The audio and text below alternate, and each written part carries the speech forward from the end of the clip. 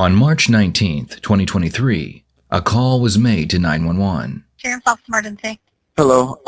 I just got off the phone with a family member that said that they just saw someone get shot at the apartments we live in. When officers arrived on scene, they found the body of 24-year-old Colby Vincent lying in the entrance to his home. The investigation into his murder began, and it didn't take long for the police to find someone who had motive for wanting Colby dead. Colby had just won a custody battle against his ex, Rachel Moore, for custody of their 4-year-old daughter. Rachel was quickly found and brought in for interrogation. We had our kid, and he decided that the drug life was for him, and I decided it's dangerous for our daughter. So I moved back home, and then at 14 months old, when Presley was 14 months old, he moved out. And then for a while, he was getting her every Saturday for a couple hours, and that was fine. And then it was to where, I can't get her because my roommates are doing coke, or I can't get her because I got this going on. I was like, okay, well, if you're gonna be around that and on that, I don't feel comfortable letting her go with that. 14 days later, he turned around and said, oh, well, all of a sudden I can get her 50-50. I'm definitely not comfortable with that. No. So I said, no, I'm not forced to give you custody of our kid yet. I'll see you in court. And then out of the blue, I get a call saying, hey, you need to be out of work on Friday and Monday. We have court on Monday. And I was like, oh, okay. It absolutely sucked. I went in, and since it got moved up a couple days, my side of the case and everything didn't get turned in time. So it really looked like I just said, no, I don't want you to see our kid anymore. Bye. And then turned around 10 months later and said no again. She really looked at me and told me that I was a spiteful mother that just didn't want her child around this. And I was crying. I was like, ma'am, that's not the case. It's just the fact that his drug lifestyle is dangerous. And this is why I don't do that kind of stuff. We don't go in big crowds. Those kind of things make me nervous. Rachel appears very angry as she tells the detectives how she lost full custody of her daughter to her ex-boyfriend. Rachel has already given them a solid alibi, so now they have to figure out if she had someone else do her dirty work. Is there anybody that you can think of that would have, on your behalf, tried to help you out in this situation, since the courts Not that would have haven't the helped balls. you? No. So And yeah, I understand y'all can see my record, but that wasn't from me. And you could see that it was clear. You could see that my brother put me in the situation. Like, I'm not a violent person. Who could be a violent person? I don't keep violent people around me. I have high anxiety. And ever since I had my kid, that's my focus, is if you're violent, there's no way you're gonna be violent towards her. Well, you know how you mentioned that you saw the judge's point of view, right? Yeah. Okay, so I want to put you in my shoes for just a second. And the very day that he gets to meet up and take his daughter, who he hasn't seen in Almost a year. Yeah. He turns up deceased. Right. You can Okay. see why I'm panicking. Okay, I know how this looks for me, y'all. I know. Okay, but I want to point them out, so I want you to understand this. Okay, but you can see how all these scenarios are going to work out in your favor on the same day that he winds up dead. You can understand how conveniently that ends up working in your favor, right? Okay. But Well, how can I make it not? Because you know where I was, you know who I was with, you know what I was doing, you know who I contacted. What else can I do other than flat out tell you? Well, who else could have done this? I do not know. This is why I did not want my child there. Because I don't know the situations that come with this lifestyle. No, but who I don't Who know. would have felt so strongly for your emotions and for your protection and for her protection I don't that know. they may have taken things that they could have taken things into their own hands on your behalf? Buddy, I don't know. The detectives tell Rachel they have a warrant to search her phone, so she hands it over to them. A few minutes later, Rachel realizes the police will likely recover the messages she deleted, so she tells them about her father, Jason Curtis. While she talks with the detectives, her mother is sitting quietly off camera. Called Booger on Monday and told him about the court date with Jason Curtis. And I was panicking then. And he told me not to worry about it, that it wouldn't be something you gotta worry about. And he had sent me pictures of knives and guns, but I didn't think anything of it because he lived far away and he's just, well, I deleted that immediately as soon as everything hit the fan. I was like, oh wow, this is probably bad. This probably looks awful. Do you think you would actually come down here and shoot him? I don't know, but he did tell me not to worry about it, and then he called last night and said that I don't have to worry about it and everything's fine. When he told you didn't have to worry about it anymore, did you ask him, like, what are you talking about? And was this a phone call or was this This was a phone call. Right. So he called you and said you don't have to worry about it anymore. What did you say to him? What are you talking about? He said, yeah, you don't have to worry about it. It'll be fine, but I gotta go. And he just hung up. And when he called, I didn't think that was actually a thing.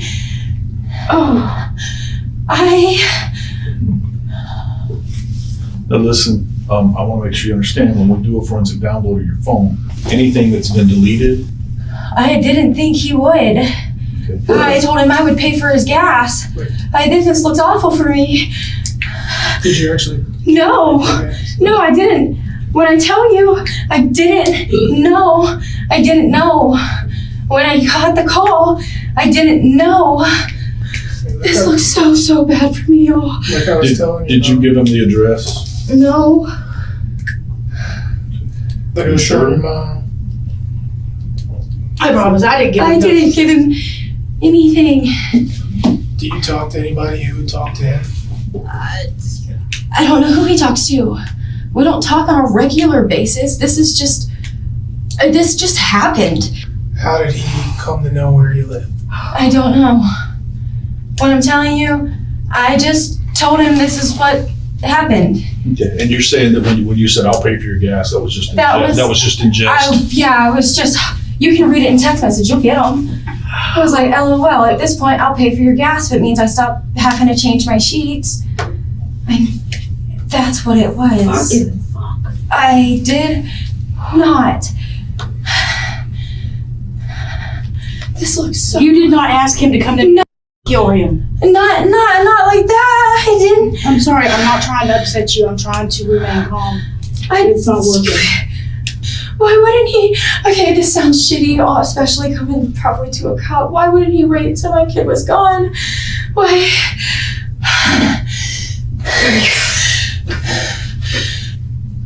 What do you do when this is laid at your feet? So what did you think when you heard that? Sorry. What information did you share? That's going to be very important to your cooperation. Of what information did you share? That my side of the case was not used and that I'm upset. Basically just vented to him about it. But I didn't know it meant like that. I feel like I'm gonna pass out in this chair. The detectives tell Rachel that her daughter has been taken away from her as a safety precaution until the case has been resolved. And somebody was going to... Sir, please. I didn't do this. I'm sorry, without that, please don't take her. How can I help? This is the cooperation part we're talking about. The more you cooperate, the more openly you are to answers, okay, is better on your favor. I don't want this to turn around on me if that was him. I knew what I had said to him. I knew what he had sent me. Pictures of, take your pick of the swords or the knives and I jokingly said whatever would be easiest to carry. But What did you believe? I believed that he was here. I believed that he hurt him and that my kid had to witness it and that it was going to come on to me and that he just ruined my life. That's what I believed. And that. So did he say anything to you No. about what he had done? No. But based on what he said to you, his words were good enough for you to believe that he had done something to hurt Colby. Something was off. But what was going through your head that why you decided not to give that information? I purposely didn't give you that information because I was scared that it would look like I set this up and you would immediately take my daughter, and I did not do this. And I don't know how else to go about doing any of this. I've never been more scared in my life, sitting right here with all of my cards laid on the table. It says, well, maybe I need to go hunting. I said, well, I have an address. It's not even much of a hunting party. That's in text messages. That's gonna look very bad. Rachel's confession was enough for the detectives to charge her with accessory to first-degree murder, and she would be handcuffed and sent to the county jail. The search for her father, Jason Curtis, would begin. Meanwhile, detectives would interview several of Rachel's family members, starting with her boyfriend. So if you know anything about this, right, we need to know that today. No, I do not. Okay. You don't know anything about it. I don't know anything. You don't know anybody that would have possibly done this on Rachel's behalf. I do not. Okay. Did Rachel ever tell you that she was going to have someone kill her? No. Okay. Do you think Rachel's capable of having someone kill her? Honestly, I don't. Why do you say that? This is going to sound bad. Her dad was a piece of shit. And he raised him by the Bible, but the wrong way by the Bible. Right. And murderers go to hell. Right. Tell me what you know. All right. We dropped her off at 6:30. And we got a text from her mom saying, answer the door. And then that's when you and that other fella came, right? Mm-hmm. And y'all came and talked to us. And that's the first time that we heard about what happened. And I see. Why are they saying something different now? What are they saying? That you know what happened. I don't know what happened. That's your wife in there, her fiance. Right. Y'all been together for a while. Right. And she's telling us what's going on. All right. Her mom's telling us what's going on. Okay, and I'm telling you, I don't know what's going on. You realize we got all three of y'all's phones, I realize that. and we're going to see everything that y'all deleted, y'all talked about, who you've talked to, I realize that. everything. I realize that. I do know that there might have been some text message exchanged between him. Do not know what the context of them text messages was, because I do not go through her phone. Here it is. All I know is that she was ranting to him. What was she About ranting what was about? going on. What was she saying? That's what I'm trying to get the About how background here. the court systems has this, you know? Okay. So what did she ask Booger to do? I don't think she asked Booger to do anything. She never offered to pay him gas to come down here and do something? Not that I know of. How's it going, man? Detective Marino. I know they snagged this from you. Yeah, can I get a code? No, unfortunately, we're keeping it for evidence, like the lieutenant was saying when he was in here. Don't you gotta have a warrant for that, though? Yeah, we need a warrant to search it, Yeah. not to seize it. Why don't you have to have a warrant to seize it? Dude, I'm not going to do this song and dance with you. That's my only form of work, dude. I get it, but unfortunately, due to the circumstances of what's going on, we need to check off all our blocks. Usually, the faster we can go through this, faster we can dismiss it, faster you get back your phone. Despite Chris's hesitation into letting the police search his phone, nothing was found that would implicate him as being involved in the murder. The next person the detectives interview is the victim's ex-girlfriend, so they can get a better understanding of who Colby was. Yeah, so me and Colby were together the past 2 years, so to me personally, this man could never hurt a fly. Like, we never argued, we never yelled at each other. It was always, we got along.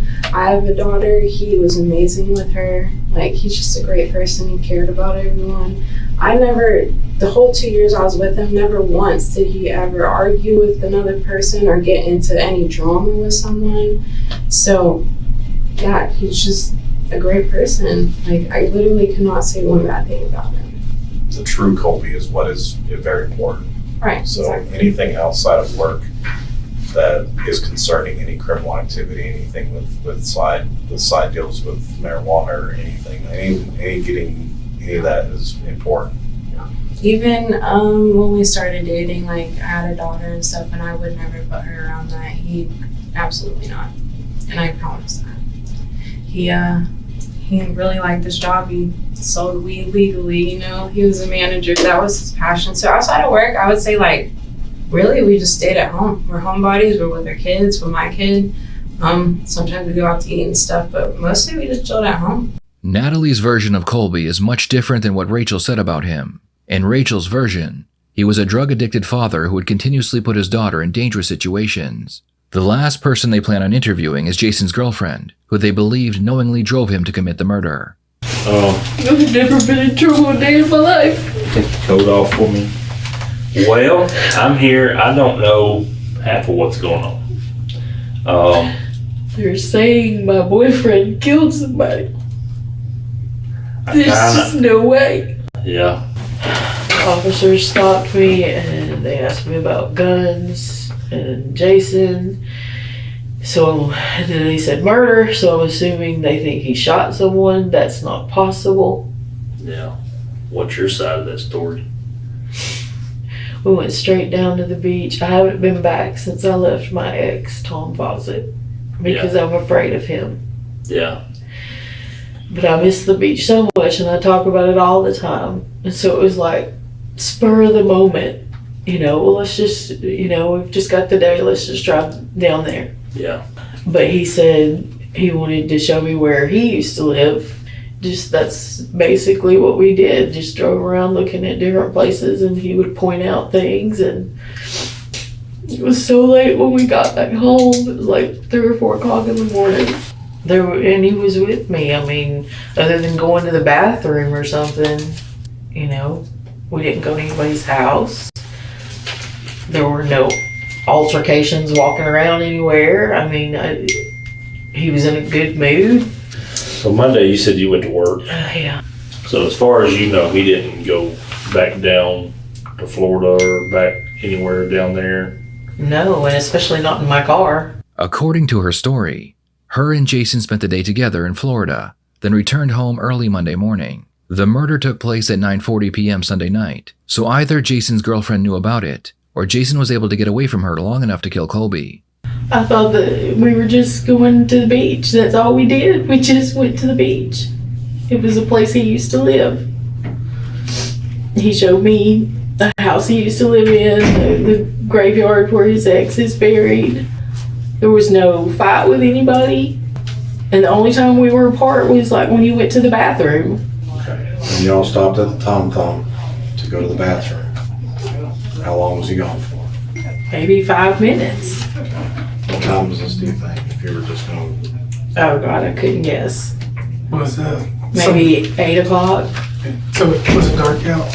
Yeah, it was a little dark. Not terribly dark yet. How long did y'all spend, like, over by the liquor store, or at the liquor store? 20 minutes maybe. Okay. Did he direct you to that liquor store specifically? Yeah, I think so.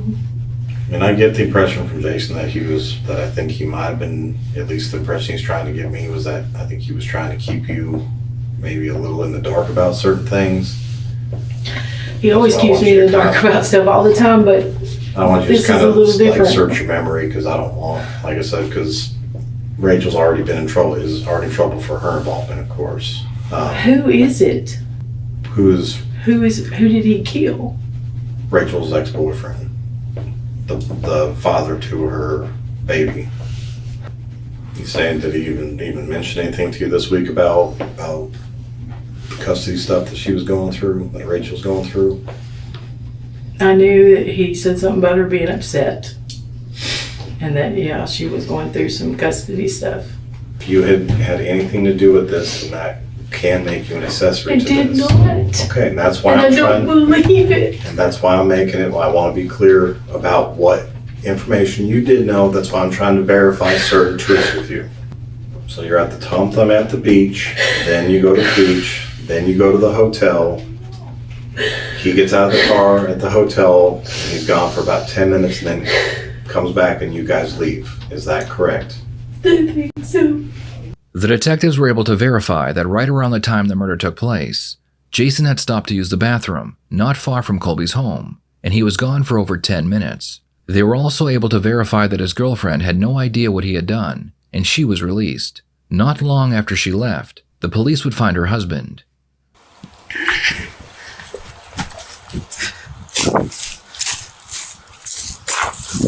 Inside Jason's vehicle, the police would find the murder weapon, along with a handwritten note detailing the victim's identity and his address. Jason was handcuffed and brought in for interrogation. Alright, so the reason we're here is there was a warrant put out for your arrest, alright, for the murder of Colby Vincent. Vincent. I'm sorry? Do you have a stepdaughter named Rachel? Yes. Okay. What was Rachel's ex-boyfriend?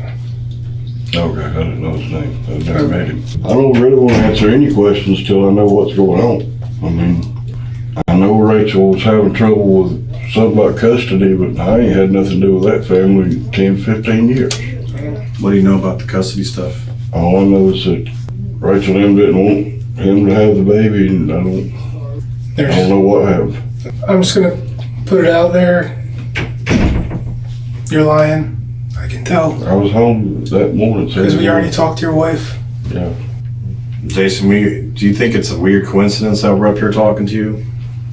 I mean, I don't want you to Not really, not after everything that was going on. You don't think it's a surprise that we're up here talking to you? Not for something like that, I wouldn't. Well, I just want to let you know that Rachel went to jail yesterday for accessory to first-degree murder.